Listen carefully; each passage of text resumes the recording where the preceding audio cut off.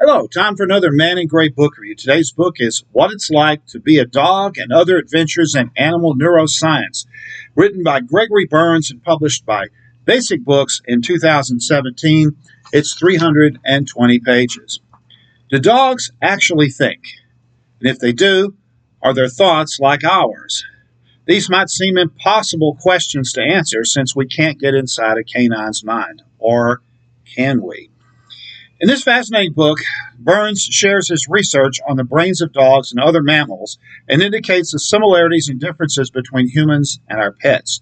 Berns' project began when he trained his own dog to lie still inside an MRI machine for the first time, obtaining a brain scan of an anesthetized dog. He went on to train a number of other dogs. He then expanded the study by training the dogs to do simple tasks that required decision making.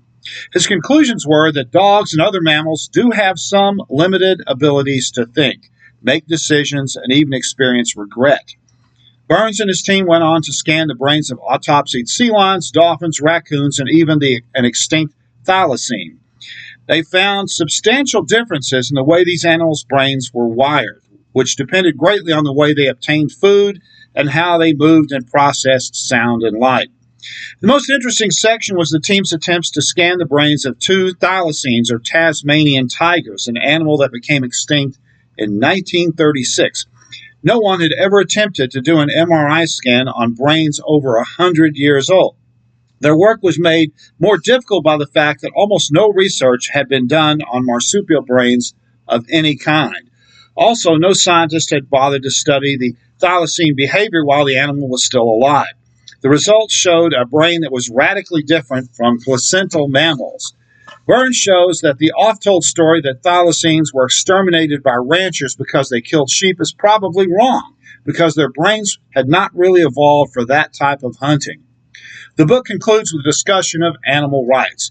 If dogs, apes, dolphins, cows, and rats can form thoughts, then what right do we have to exploit them for scientific experiments, labor, or food?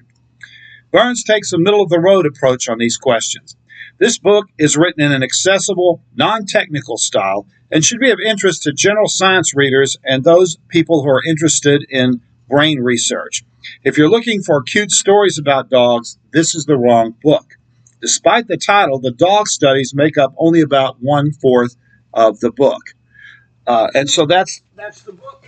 The book is entitled What It's Like to Be a Dog and Other Adventures in Animal Neuroscience. The author is Gregory Berns. This has been another Man in Gray book review. Thanks for watching.